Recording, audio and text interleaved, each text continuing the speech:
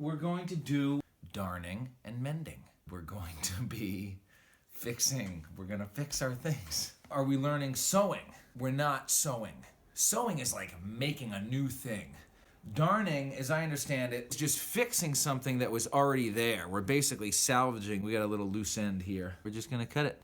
It's the way that I'm teaching is going to be very imprecise, and it's function over form. This booklet is really great. You could find this book. The way that I like to approach it is get these principles in your mind, and if you adhere to all of the principles, you'll be able to fix whatever type of clothing you have. The first principle is you want to match the weight of the thread or the yarn to the thickness of the material that you're replacing. The red replacement material is effectively the same thickness as the gray material that made up the sock. This is okay, but it's not great.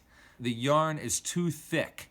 The brown sock is so thin. Right here, the orange is pulling on the brown sock. You turn it inside out, it just looks like a mess. Most of this lesson is focused on wool, socks, sweaters, hats, but you can use these techniques to fix denim, cotton, sheer material, anything that you have. We've got these two cotton threads, kind of stretchy, pretty normal.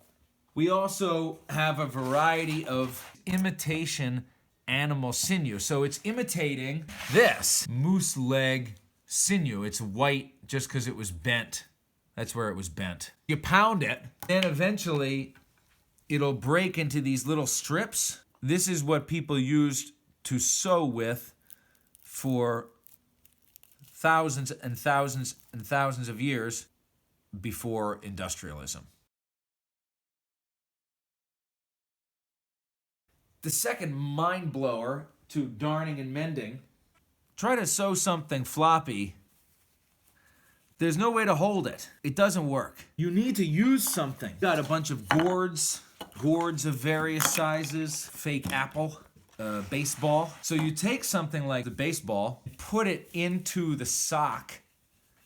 You could see how at least we could now manipulate the needle.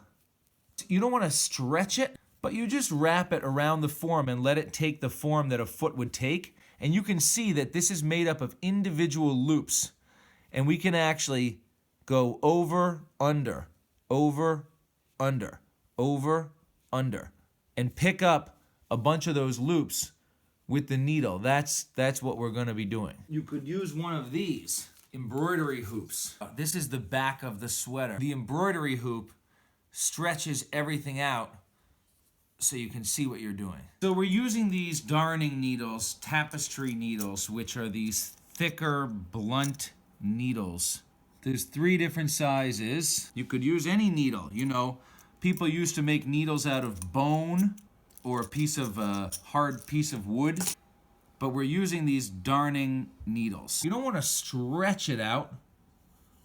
Just let it take some shape. Keep in mind that it's a floppy fabric, so that's why we use the form, not to stretch it, but just to imitate that shape. This is a pretty clean hole, but if you have any scraggly little pieces, cut any little scraggly pieces so you have a very clean hole to fix. First thing you're going to do is go in a circle. Secure the whole perimeter so that the hole doesn't expand. Picking up these individual loops.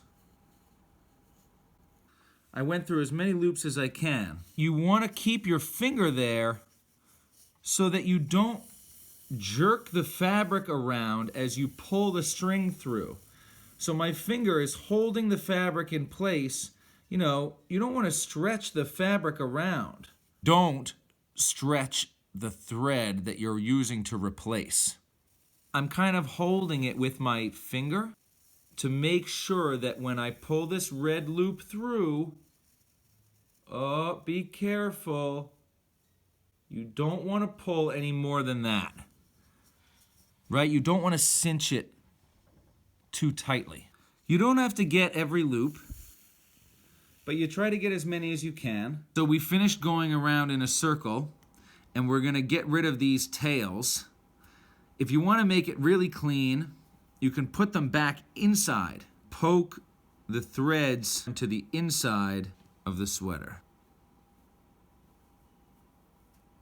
You can turn it inside out, tie them together on the inside of the sweater.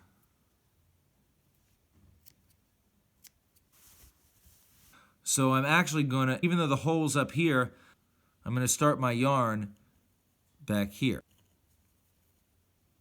So I'm starting far away from the hole to reinforce beyond the hole.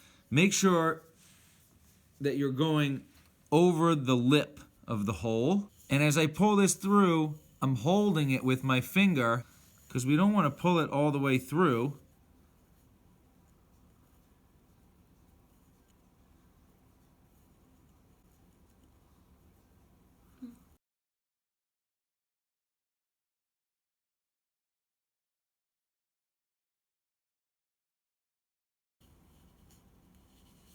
You don't want to pull this too tight. Lay it over the gap,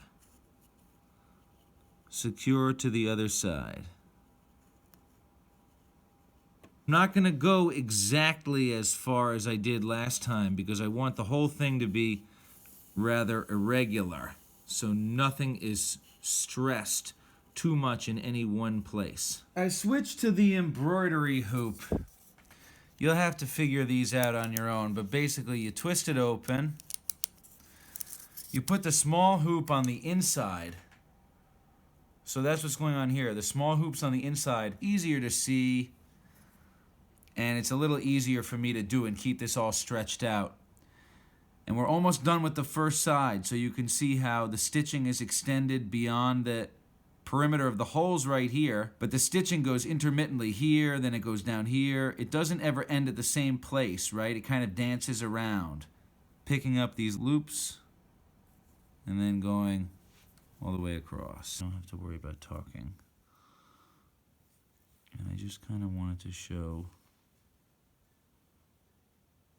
as we're getting to the end of the hole, you know? Mm-hmm.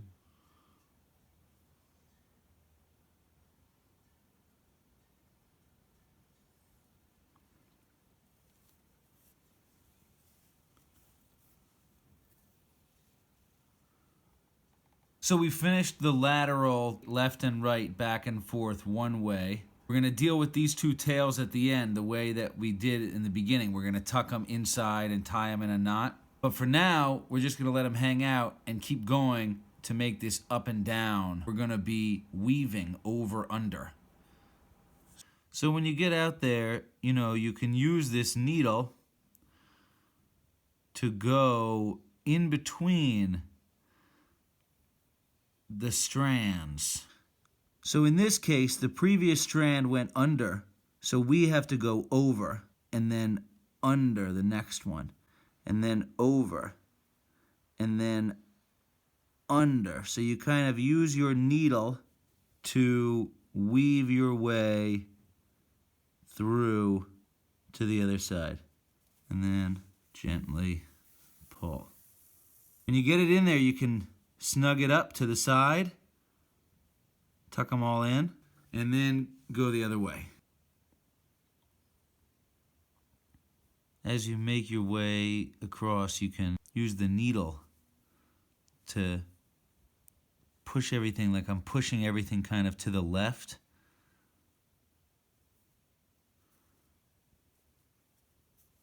Make it look a little tighter. That's all.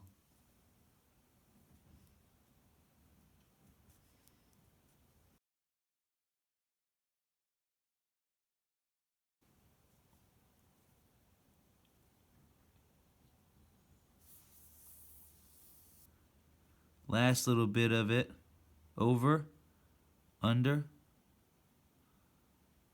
over, under, and back through.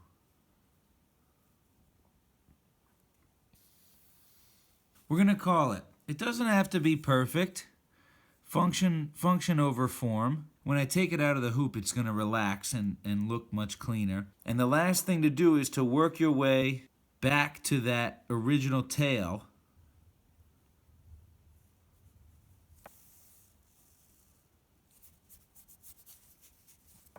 We're going to put all those tails on the inside, poke them straight through.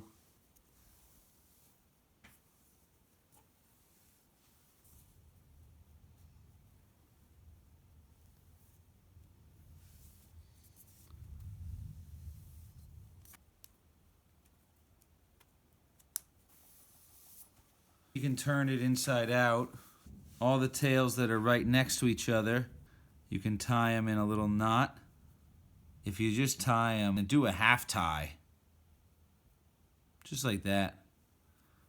Just take the tails, cross them. One comes through the loop, pull it. That's that. It's not going to come undone. And if it does, you can just redo it. Just wearing it like a shirt.